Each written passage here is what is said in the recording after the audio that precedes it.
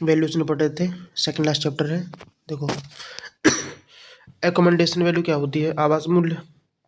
आवास मूल्य या एकोमोडेशन वैल्यू क्या होता है? जब कोई एग्रीकल्चर लैंड अचानक से सिटी, टाउन या फैक्ट्री डेवलपमेंट एरिया में आ जाए तो इसे प्रॉपर्टी की वैल्यू एकदम से बढ़ जाती है। इस प्रॉपर्टी को बेचने के बाद जो मूल्य प्राप्त होता है उसे एकोमोडेशन वैल्यू कहते हैं। आवास मूल्य या एकोमोडेशन वैल्यू क्या हो, जैसे आपका खेत हाईवे में आ गया तो उसका रेट तुरंत बढ़ जाता है ना, वैसे ही लैंड के बारे में बात कर रहा है कि कोई अगर आपकी एग्रीकल्चर लैंड है, मतलब कोई जहाँ पर खेती करते हो वो भूमि है, अचानक से किसी सिटी, कस्बा या फैक्ट्री डेवलपमेंट एरिया में आ जाती है, उसका कॉस्ट बढ़ जाता है, तो आप जो बेचने का पैसा मिलता है उसे कहते हैं एकोमोडेशन वैल्यू। नेक्स्ट है मूल्यांकित मूल्य, मतलब असेस्ड। असेस्ड वैल्यू क्या होती है कि संपत्ति का बहुमूल्य जो कर लगाने वाले अधिकारी द्वारा एड वोलरम कराधात के आधार पर के रूप में अनुमानित किया जाता है। तो डिफिकल्ट है, देखो ध्यान से।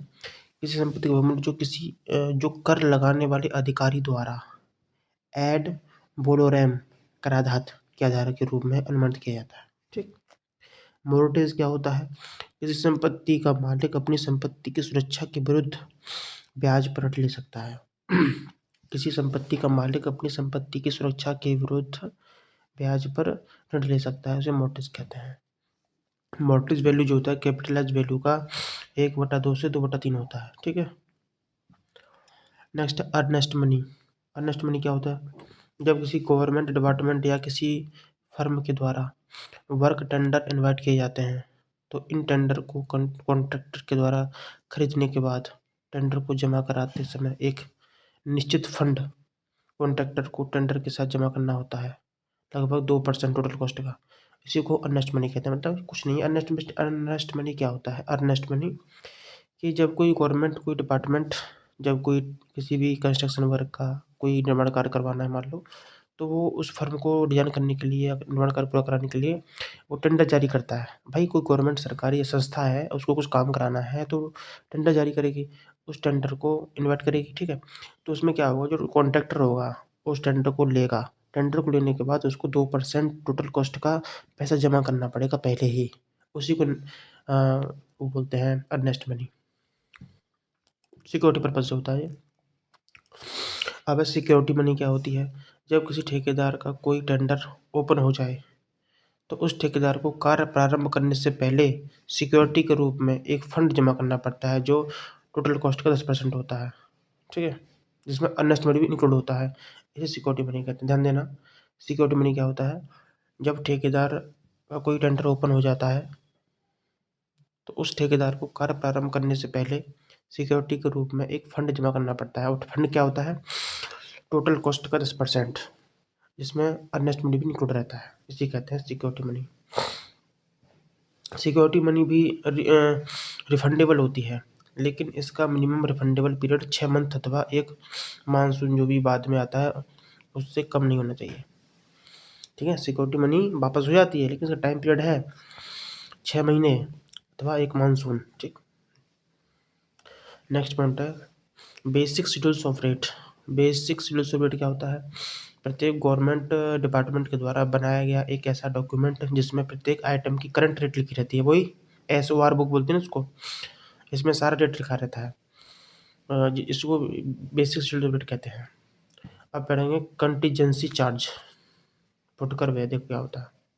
कंटीजेंसी चार्ज क्या होता है, जब किसी एस्टीमेट को बनाते समय कुछ ऐसे कार्य हों जिनको किसी भी हेड में या सब हेड में नहीं रखा गया है तो ऐसे कार्यों के लिए अलग से फंड बना दिया जाता है, इसे ही फुटकर व्यय कहते हैं। भाई कुछ ऐसे कार्य होते हैं जो उसमें मेन कार्य में शामिल नहीं थे लेकिन हमको एक्स्ट्रा करने पड़ गए, वही होता है। जब किसी एस्टीमेट को बनाते समय कुछ ऐसे कार्य हैं जिनको किसी भी हेड में या फिर सब हेड में शामिल नहीं किया गया है तो ऐसे कार्यों के लिए अलग से फंड की व्यवस्था करनी पड़ती है, इसी को कहते हैं फुटकर व्यय। और फुटकर व्यय मतलब जो कंटीजेंसी होता है वो टोटल कॉस्ट में निकालते हैं, तो ये टोटल कॉस्ट का होता है 3 से 5%। नेक्स्ट वर्क चार्ज स्टेबलाइजमेंट क्या होता है, कार्य प्रभार स्थापना, मतलब जहाँ भी आप कोई कार्य करोगे कंस्ट्रक्शन का कार्य को तो आप अपनी कार्य को स्थापित करोगे ना, मशीनों को स्थापित करोगे, गाड़ी ले जाओगे, सीमेंट मसाला स्थापित करोगे तो उसकी चार्ज क्या रहा है। तो वर्क चार्ज स्टेबलाइजमेंट के लिए 1.5 से 2% अमाउंट टोटल कॉस्ट का फिक्स किया जाता है। पूछ लेता है इस क्वेश्चन को, 2%, ठीक है। किसी प्रोजेक्ट को स्टार्ट करने से पहले इसके लिए रखा गया टेम्परेरी स्टाफ जैसे मुंशी, चौकीदार, सुपरवाइजर, इनकी नियुक्ति केवल इसी कार्य के लिए की जाती होती है। जैसे कि कार्य खत्म हो तो उसकी सेवा समाप्त कर दी जाती है। ये वर्क चार्ज स्टेबलाइजमेंट कहते हैं। मूल्यह्रास क्या होता है? डिप्रिसिएशन। किसी प्रॉपर्टी या स्ट्रक्चर को बना देने के बाद rate of wear and tear, obsolescence, decay आदि की वजह से धीरे धीरे समय के साथ मूल्य में कमी होती रहती है, उसे डिप्रिसिएशन कहते हैं। भाई किसी प्रॉपर्टी का क्षरण हो जाता है, घिस जाती है, पुरानी हो जाती है, ऑब्सोलेंस की वजह से, वियर टियर की वजह से उसकी जो है मूल्य में कमी आ जाती है, उसी को डिप्रिसिएशन कहते हैं, मूल्यह्रास। मूल्य डिप्रिसिएशन निकालने की बहुत सारी विधियाँ हैं। पहली है स्ट्रेट लाइन मेथड। क्या होता है? इस विधि में किसी प्रॉपर्टी पर होने वाला एनुअल डिप्रिसिएशन प्रति वर्ष सेम अमाउंट पे माना जाता है। भाई स्ट्रेट लाइन मेथड जो होता है ना, इसमें अगर आपको मूल्य निकालना है, डिप्रिसिएशन निकालना है, तो क्या करेंगे? इस विधि में किसी प्रॉपर्टी पर होने वाला एनुअल डिप्रिसिएशन मतलब वार्षिक जो डिप्रिसिएशन है वो प्रति वर्ष सेम अमाउंट में माना जाता है, और जितने भी साल के लिए ज्ञात करना होता है तो नंबर्स ऑफ ईयर से गुणा करके टोटल डिप्रिसिएशन निकाल लेते हैं। ये रहा फॉर्मूला। एनुअल डिप्रिसिएशन कैसे निकालते हैं? ये हो जाएगा construction cost minus scrap value upon life of structure, C minus S upon है, ठीक है। कंस्ट्रक्शन कॉस्ट में से स्क्रैप वैल्यू घटाने के बाद उसमें लाइफ ऑफ स्ट्रक्चर से भाग लगा देंगे तो हमारा एनुअल डिप्रिसिएशन निकल आएगा, ठीक। नेक्स्ट हमारा जो डिप्रिसिएशन निकालने का वो है मेथड है, वो है कांस्टेंट परसेंटेज मेथड। इस विधि में होने वाला एनुअल डिप्रिसिएशन एक निश्चित परसेंटेज में कंसिडर किया जाता है। इस विधि को डिक्लाइनिंग बैलेंस मेथड के नाम से भी जाना जाता है। दोबारा देखो, प्लस कांस्टेंट बोला ना, कांस्टेंट है भाई परसेंटेज। इस विधि में होने वाला एनुअल डिप्रिसिएशन एक निश्चित परसेंटेज में कंसिडर किया जाता है। इसी को डिक्लाइनिंग बैलेंस मेथड कहा जाता है, ठीक है। अब इसमें एनुअल डिप्रिसिएशन का फॉर्मूला क्या हो जाएगा? D equal to 1 minus S upon C की पावर 1/n, ठीक है। या आफ्टर एम ईयर्स, एम वर्ष बाद पूछेगा तो D equal to 1 minus S upon C power M upon है, ठीक। नेक्स्ट जो डिप्रिसिएशन निकालना फॉर्मूला वो सिंकिंग फंड मेथड। इस विधि में एनुअल डिप्रिसिएशन ज्ञात करने के लिए प्रॉपर्टी पर होने वाला annual depreciation sinking fund amount और उस पर प्राप्त होने वाला ब्याज के बराबर होता है। भाई सिंकिंग फंड मेथड से हम डिप्रिसिएशन निकालते हैं, कैसे निकालते हैं? देखो, इस विधि में वार्षिक मूल्यह्रास ज्ञात करने के लिए प्रॉपर्टी पर होने वाला वार्षिक मूल्यह्रास सिंकिंग फंड अमाउंट और उस पर प्राप्त होने वाले ब्याज के बराबर होता है। अगला मेथड है क्वांटिटी सर्वे मेथड। डिप्रिसिएशन निकालने का अगला मेथड कौन सा है? Quantity survey method. इस मेथड में वार्षिक मूल्यह्रास ज्ञात करने के लिए बहुत ही हाईली एक्सपीरियंस्ड सर्वेयर की आवश्यकता होती है। नेक्स्ट पॉइंट, भवन संरचना का मूल्यह्रास ज्ञात करते समय इनकी एवरेज लाइफ 80 वर्ष कंसिडर की जाती है। भाई किसी भी बिल्डिंग स्ट्रक्चर का मूल्यह्रास ज्ञात करना है तो उसके लिए आपको एवरेज लाइफ 80 वर्ष माननी होती है। अब देखते हैं एनुअल डिप्रिसिएशन।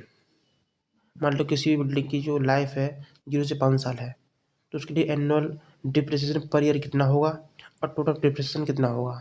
देखो, अगर 0 से 5 साल है किसी भी स्ट्रक्चर की एज तो वार्षिक डिप्रिसिएशन होगा 0 और टोटल भी 0 हो जाएगा। अगर 5 से 10 साल है तो एनुअल डिप्रिसिएशन ½ %, टोटल हो जाएगा 2.5%, ठीक। 10 से 20 साल और एज है किसी की तो 3/4% और ये 7.5% टोटल, ठीक है। 20 से 40% है तो एनुअल हो जाएगा 1%, टोटल हो जाएगा 20%। 40 से 80 होने पर एनुअल हो जाएगा 1.5% और ये 60%।